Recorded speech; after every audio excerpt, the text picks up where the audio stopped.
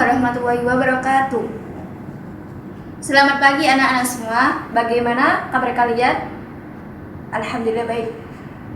Sebelum memulai pembelajaran kali ini, kita alangkah baiknya kita berdoa terlebih dahulu. Pada kesempatan kali ini, kita mempelajari materi tentang Khulafaur Rasyidin. Anak-anak, bayangkan kalian nanti akan naik kelas. Kelas harus memiliki ketua kelas. Namun, siswa memiliki pendapat yang berbeda-beda, sehingga hampir terjadi perselisihan. Menurut kalian, bagaimana cara memilih agar semua anggota kelas tetap rukun? Melalui musyawarah atau pemungutan suara secara adil. Sifat apa yang harus dimiliki seorang pemimpin? Jujur, amanah, adil, dan bertanggung jawab. Terima kasih pendapat kalian yang berbeda-beda. Nah, Bu Guru meluruskan sedikit. Keadaan seperti ini juga pernah dialami umat Islam setelah Rasulullah SAW wafat. Umat Islam membutuhkan seorang pemimpin untuk melanjutkan kepemimpinannya. Lalu, bagaimana proses pemilihannya? Mengapa Abu Bakar As-Siddiq yang dipilih pertama kali?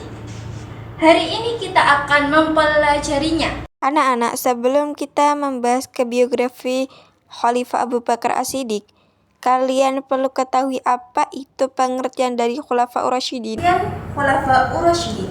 Khulafaur Rasyidin adalah sebutan bagi 4 pemimpin pertama umat Islam yang memimpin setelah wafatnya Rasulullah SAW.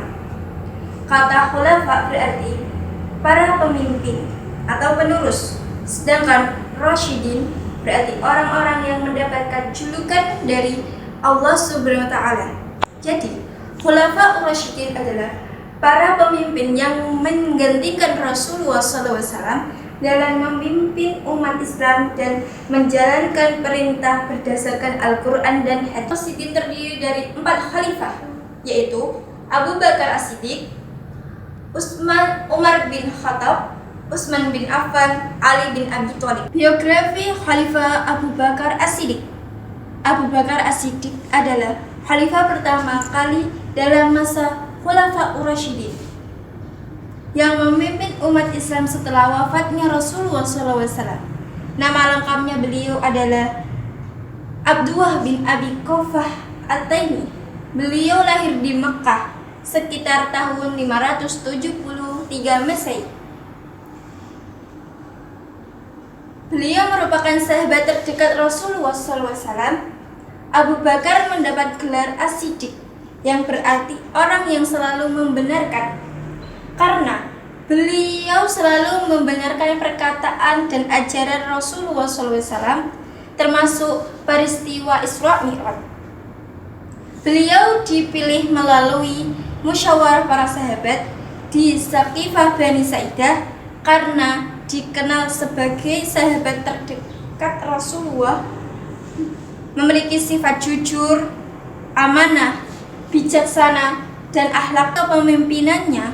Abu Bakar berhasil pengumpulan ayat-ayat Al-Quran untuk menjaga keasliannya. Saya akan menampilkan video tentang Khulafaur Rasyidin. Sebagaimana kalian sebelumnya belum paham tentang Khulafaur Rasyidin, silakan ditonton. SAW meninggal dunia. Perjuangannya dalam menjunjung tinggi syariat Islam dilanjutkan oleh 4 sahabat. Mereka kemudian dikenal dengan julukan Khulafaur Rasyidin.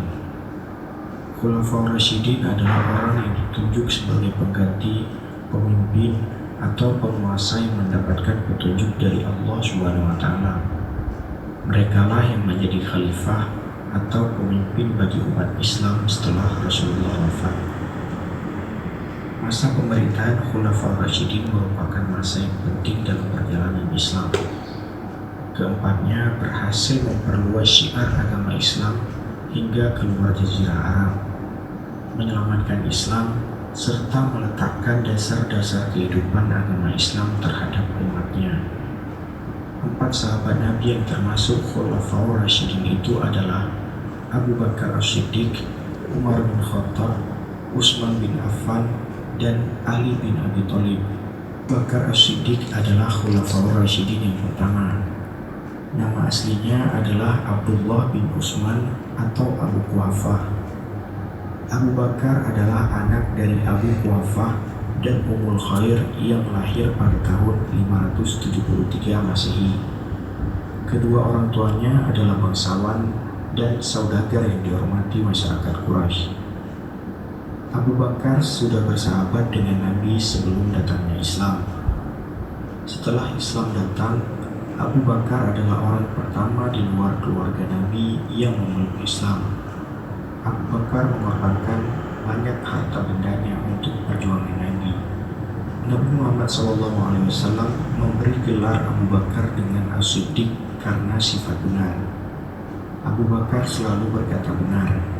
Dia membenarkan apa yang dilakukan dan dikatakan oleh Nabi Muhammad SAW.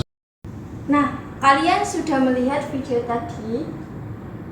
Saya akan membagi kelompok menjadi 3. Nah, kelompok pertama membahas tentang mengapa umat Islam membutuhkan khalifah setelah Rasulullah wafat.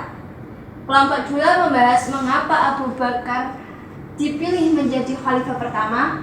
Dan kelompok 3 membahas nilai apa yang dapat diterapkan dalam kehidupan di sekolahan. Setelah kalian diskusi, nanti kita membahas bersama. Saya kasih waktu 5 menit. Oke, waktunya sudah selesai. Terima kasih atas diskusinya kalian semua. Oke, kita akan membahas bersama. Kelompok 1, mengapa umat Islam membutuhkan khalifah setelah Rasulullah SAW wafat? Setelah Rasulullah SAW wafat, umat Islam membutuhkan seorang khalifah karena tidak ada lagi nabi yang akan memimpin umat. Khalifah diperlukan untuk melanjutkan kepemimpinan dalam urusan pemerintahan dan kemasyarakatan, bukan untuk menerima wahyu.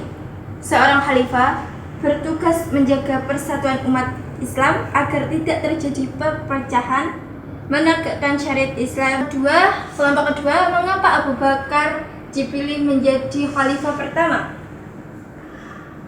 Abu Bakar As-Siddiq dipilih menjadi khalifah pertama kali karena beliau memiliki kepribadian yang paling layak untuk menjadi pemimpin.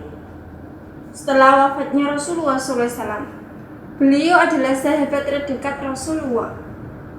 Abu Bakar dikenal sangat jujur sehingga mendapatkan gelar As-Siddiq.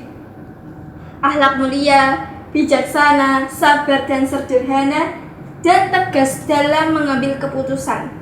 Nah, yang terakhir dari kelompok 3, nilai apa yang dapat diterapkan dalam kehidupan di sekolah? Nilai-nilainya adalah jujur, bertanggung jawab, disiplin, bermusyawarah, menghargai pendapat orang lain. Oke, dari materi yang tadi kita bahas, kita bisa meneladani bagaimana Khalifah Abu Bakar As-Siddiq.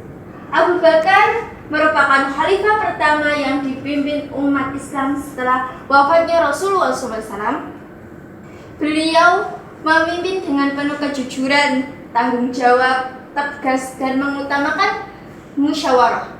Dari keteladanan beliau, kita dapat menerapkan nilai-nilai seperti jujur, disiplin, tanggung jawab, bekerja sama, dan menjaga persatuan dalam kehidupan sehari-hari, terutama di lingkungan sekolah kita atau di lingkungan sekitar kalian. Sebelum saya tutup pembelajaran kali ini, saya memberikan kalian tugas di HP masing-masing. Dia akan membahas di minggu depan dimulai. Alhamdulillahirabbil alamin. Wassalamualaikum.